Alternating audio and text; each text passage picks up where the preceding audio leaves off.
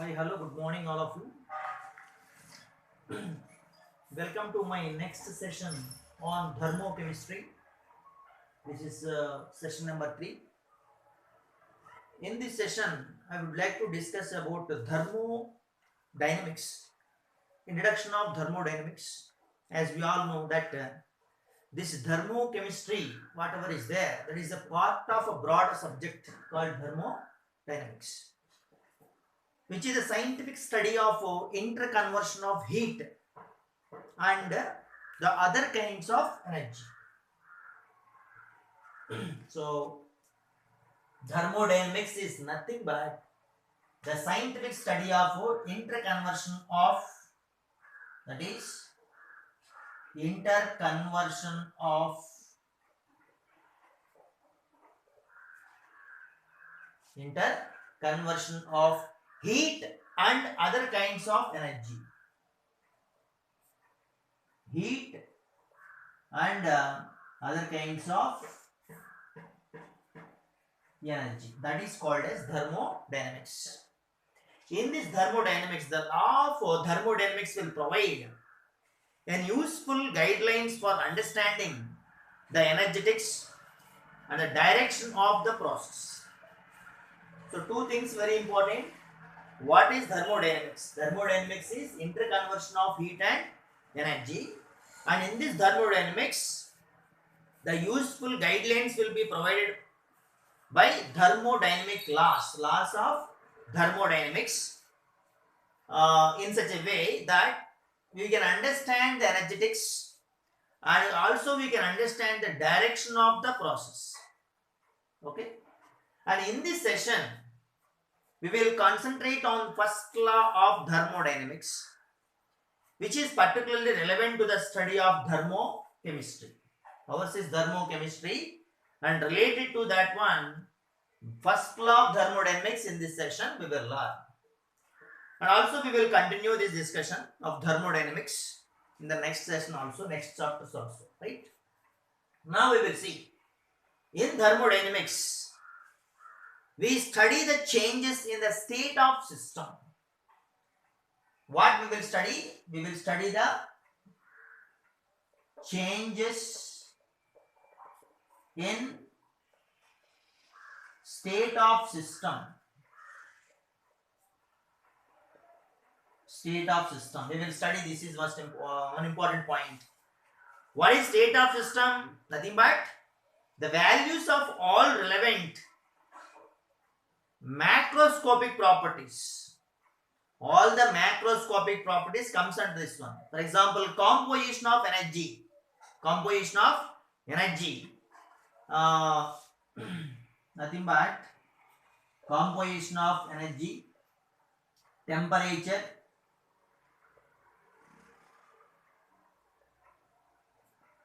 and also pressure and volume.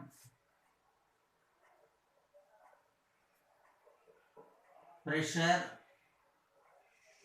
volume, etc. And in this, energy, pressure, volume, temperature. Energy, pressure, volume, temperature are all said to be state functions. These are called state functions. These are said to be state functions. They all comes under the important terminology called as state functions. Also we will learn about what is state function. What is state function? Nothing but the properties that are actually determined by the state of system, regardless of how the condition was achieved. Okay, these are called as state functions. What are state functions? Once again, properties that are determined by the state of the system. Properties that are determined by the state of system, regardless of regardless of how that condition was achieved. How that condition was achieved. So that is called as a state function. So state function definition they will ask. The properties entirely depend on the state of the system. Okay. They are called as state functions. In other words, when the state of system changes, we can understand the magnitude of change in any state function depends only on the initial and final states of the system, not how the change is accomplished. That means initial and final states of the system are most important for us to understand this state function word. So state function is nothing but the changes that are taking place depends only on the initial and final states, not on the intermediate levels. Okay. And this is the most important definition of state function. Once again, I will repeat what is state function. State function is nothing but the magnitude or change in any state function that is depends only on initial and final states of the system. So the thermodynamic property depends on initial and final states of the system are called as state functions. Right? Now, one more important point. The state of given amount of gas is specified. So usually when a gas is given, state of given amount of gas is specified by its volume, pressure and temperature. So when a gas is given, pressure, temperature, volume, these all will be specified. Consider a gas is at 2 atmosphere pressure which is given to us. Okay. At 300 Kelvin. At 300 Kelvin. At 300 Kelvin. And volume also should mention initially it is 1 liter assume. That means this entire information is called as initial state of the system. So pressure, temperature, volume and initial state of the process are mentioned here. Suppose this was carried out at a constant temperature, then the gas pressure decreases to 1 atmosphere. So when the temperature is constant, then its pressure decreases to 1 atmosphere at a constant temperature. Right. And the volume must increases when the pressure decreases, volume increases. The volume increases to 2 liters. Volume increases to 2 liters. So this condition I am calling as final condition. Final state. This one is initial state. Initial state and final state. Observe both the things carefully, that the final state corresponds to 1 atmosphere pressure and 300 Kelvin, and as well as the volume which got changed to 2 liters. So what is the final volume? 2 liters.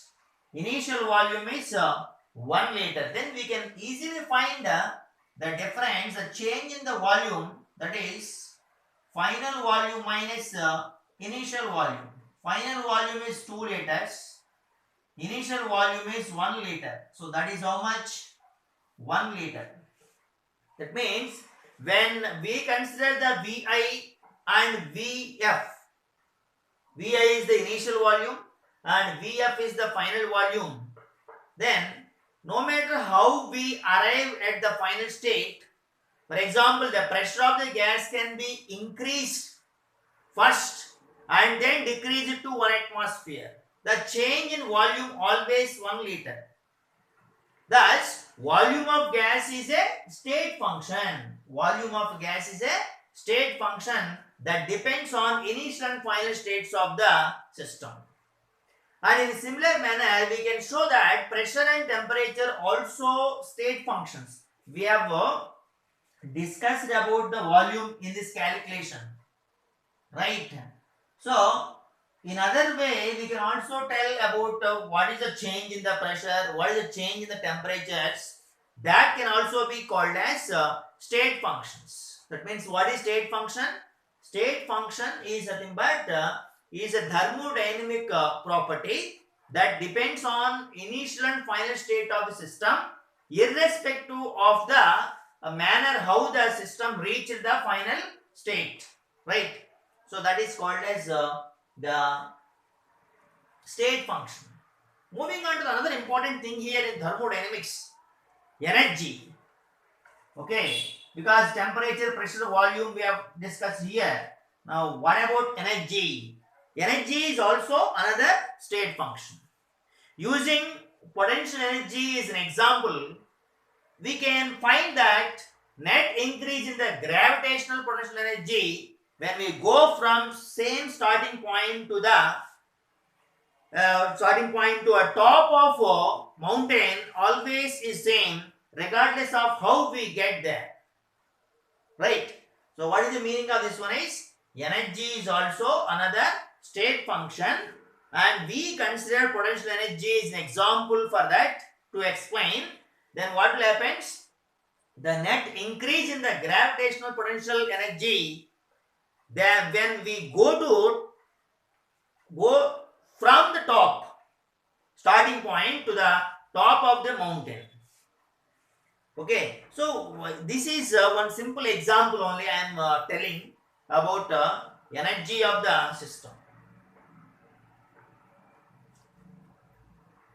Okay, so in such a way that can be shown like a picture here. This is your starting point, moving like this, and you reach this point.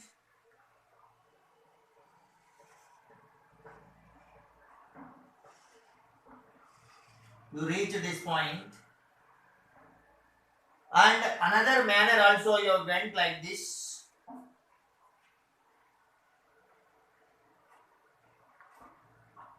You reach this point.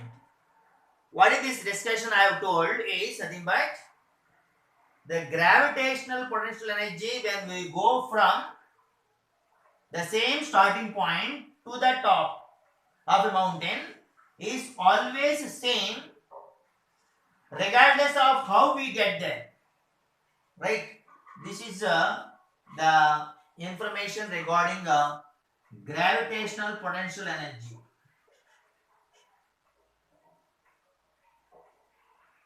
Gravitational potential energy.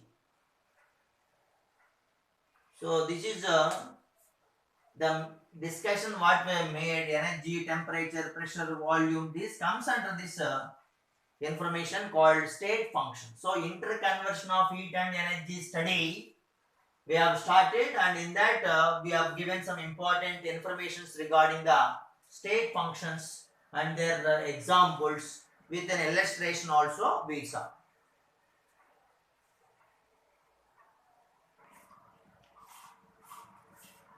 Yeah, let us discuss about the first law of thermodynamics. And this is the first law of thermodynamics, which is actually based on law of conservation of energy. So that states that energy can be converted from one form to another form, but cannot be created or destroyed. That is the statement of first law of thermodynamics, law of conservation of energy, right? How do we know this is true? It would be impossible actually to prove validity of this first law of thermodynamics if we had to determine the total energy content of the universe, even determining the total content of 1 kg of iron, say, would be extremely difficult. So, how it is possible to determine the total content of the universe? So, it is very difficult. Fortunately, what happened, we can test the validity of first law of thermodynamics by measuring only the change in the internal energy of a system between its initial state and its final state in the process. So, what we can understand and attribute that one to first law of thermodynamics is, we can measure the changes in the internal energy of the system initially and finally.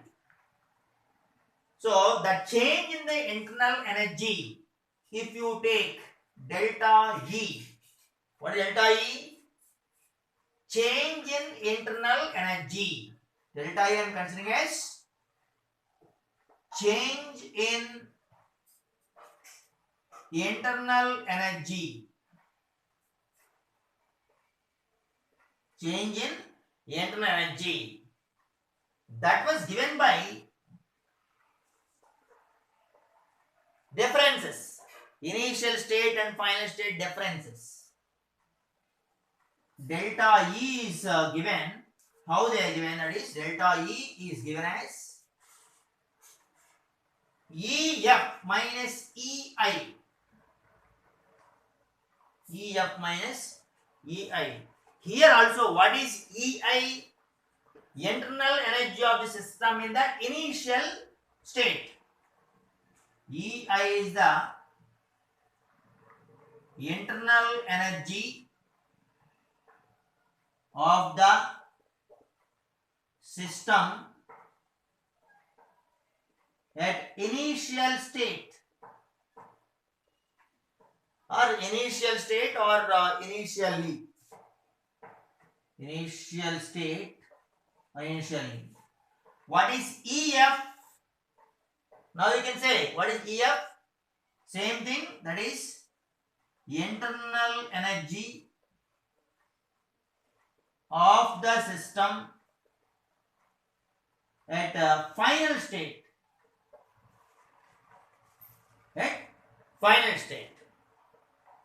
Then here, the internal energy of the system has two components. We saw. But that internal energy, two components are of different kinds. We know that internal energy, initially, internal energy, finally, anything is there, that internal energy is having two components. What is internal energy components? One is kinetic energy, another one is potential energy. And we know that kinetic energy component consists of various types of molecular motion and the movement of electrons within the molecule in chemistry point. And the potential energy is determined by the attractive forces between the electrons and the nucleus. And also repulsive forces repulsive interactions we can say between the electrons and between the nuclei and individual molecules, as well as by interaction between the molecules also. Kinetic energy and potential energy are dependent on the interactions between the electrons and nuclei, as well as electrons and the molecules, as well as nuclei and the nuclei. So it is impossible to determine first law of thermodynamics in generally, but first law of thermodynamics can be studied using internal energy is possible.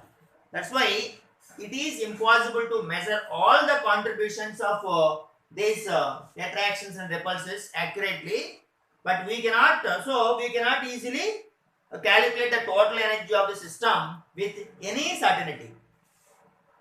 That's why there is an uncertainty is developed because of all the interactive forces. The changes in the energy, on the other hand, can be definitely determined experimentally. That's what is possible, that we are telling, that changes in the energy. So this change in the energy can be determined experimentally, but kinetic energy and potential energy components contains several other factors also. That's why it is very difficult to find the total energy of the system by considering all these things. They have internal link up is, that means kinetic energy is broadly explained and potential energy also broadly explained with the interactive forces. For that, the change in the energy can be explained experimentally by considering an example that we will see, that is considering a reaction between 1 mole of sulfur and 1 mole of oxygen. If you consider, that will give gas, produces sulfur dioxide. Example, 1 mole of sulfur, 1 mole of oxygen I am taking. Sulfur in solid state is there, oxygen in gaseous state, which is giving sulfur dioxide, which is present again in the gaseous state. So, how many moles of sulfur? 1 mole of sulfur and 1 mole of oxygen gas I have taken, and in this general equation, this chemical equation, 1 mole of sulfur dioxide produced. In this case, our system is composed of reactant molecules, sulfur and oxygen. They are in the initial state.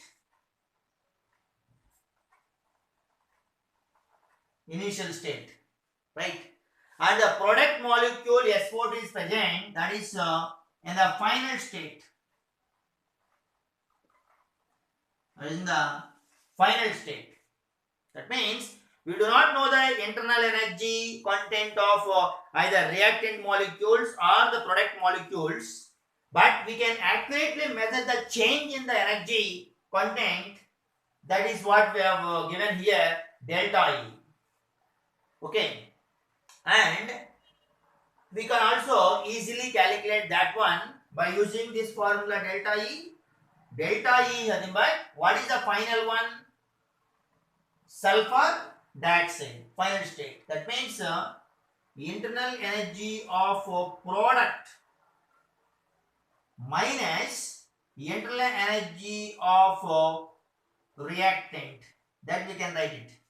And product is nothing but sulfur dioxide.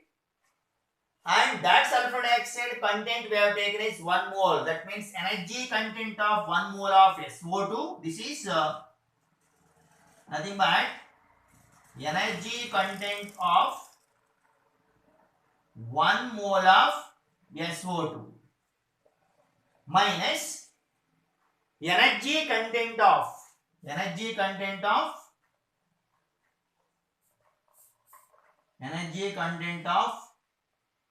1 mole of sulfur in solid state plus 1 mole of oxygen gas is the expansion of this expression. So we find that this reaction gives off heat. Therefore, the energy of the product is less than that of the reactants. What happens in such a case? The delta E will become negative value. Because this burning of sulfur and oxygen as per thermodynamic processes is an exothermic reaction. Energy is got released. That's why I have given here is negative. That means interpreting the release of heat in this reaction to mean that some of the energies contained in the molecules has been converted into thermal energy. And we conclude that transfer of energy from one system to the surroundings does not change the total energy of the universe, that is sum of the energies must be changes must be 0. What is the sum of the energies? Sum of the energies of the system, sum of the energies of the surroundings is equals to 0. So what is the meaning of this one? Delta E surroundings will become equals to, or delta E system will become equals to minus delta E surroundings. Negative value came for the system.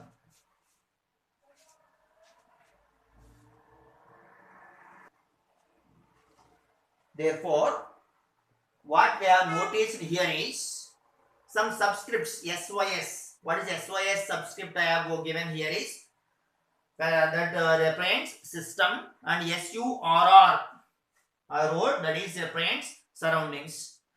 And thus, if one system undergoes any change, then delta E system, that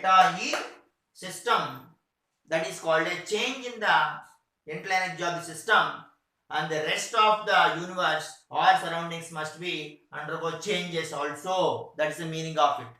So it indicates that always the energy content of the universe is constant. How? The sum of the energy contents of system and surroundings is nothing but universe. That's the meaning of this one. Okay.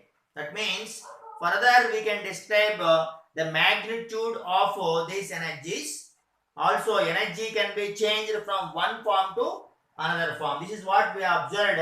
Energy can be changed into one form to another form. In chemistry point of view, this is reactant form converted into product form. Right. So the energy lost by one system can be gained by another system in a different form. That is nothing but energy lost by, an example I will tell, burning oil in a power plant may ultimately turn up in our homes as electrical energy, heat, light, and so on. That is a very simple example. And not only that one, in chemistry, we are normally interested in energy changes actually associated with system. System means in chemistry point of view, which may be a flask containing reactants and products, not with its surroundings. In chemistry point of view, energy changes associated with the system is a chemical reaction under study that containing reactants and products, not with the surroundings. So, we will concentrate on the system. That means what we observe is a chemical reaction, that is a system. That's why the more useful form of the first law in the chemistry point of view, which was given to us, is nothing but the internal energy change delta E is nothing but which is equals to Q plus W. Is a very important mathematical expression for first law of thermodynamics, which was discussed here. Here also subscripts whatever is there. For simplicity you can use subscripts, but now we are directly writing delta E, that is for system only. So we are not writing SYS here. We are chemistry point of view are observing a system only. It says that change in the internal energy is delta E of the system, and heat change is Q, and between the system and surroundings, W is the work done on or by the system. This is the meaning of it. So the sign of the conventions of Q and W will be positive or negative. So that depends on the condition of the process. When Q is positive, the process is endothermic. Process is endothermic. When Q is negative, then the process is exothermic.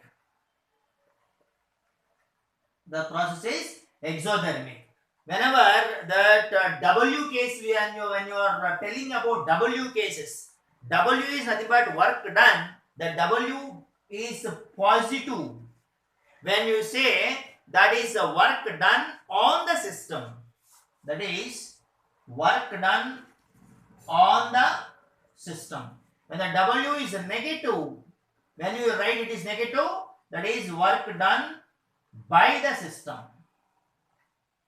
Work done by the system. So these are the actual sign conventions of the Q and W in the first law of thermodynamics. We can think first law of thermodynamics as an energy balance sheet only, much like money balance sheet kept in bank that does currency changes, exchanges, how it takes place like that only. We can withdraw or we can deposit money in either of two different currencies, like energy change due to heat exchange and work done.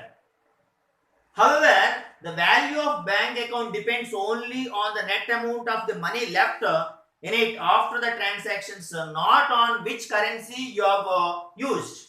Right? That is different.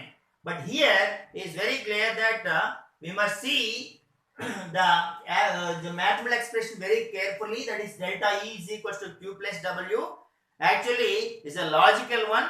If a system loses heat to the surroundings or does work on surroundings, okay, when we will say the system loses heat to the surroundings or does work on the surroundings, we should expect its internal energy to decrease because those are energy depleting processes, right?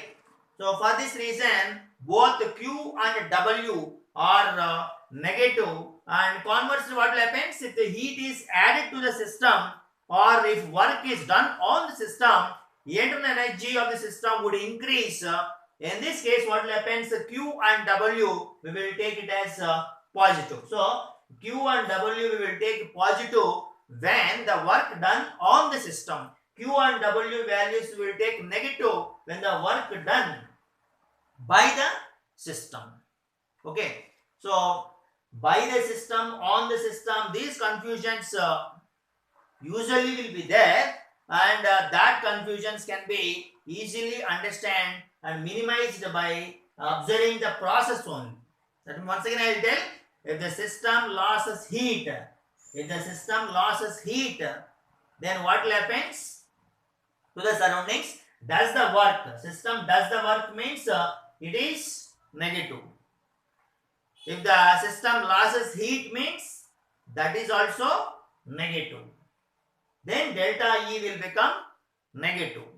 And if heat is added to the system means what happens? Work done on the system means W is positive. And what happens in that heat is added means Q is also positive. Total internal energy will definitely increase. So two types of important discussions we have made on the first law of thermodynamics. Okay, this is the first law of thermodynamics we discussed in this session. We will meet in the next session with further interesting aspects of this thermodynamics, that is work and heat, and how work heat related informations and the definitions and formula we will see in the next session. Until have a nice day. Thank you.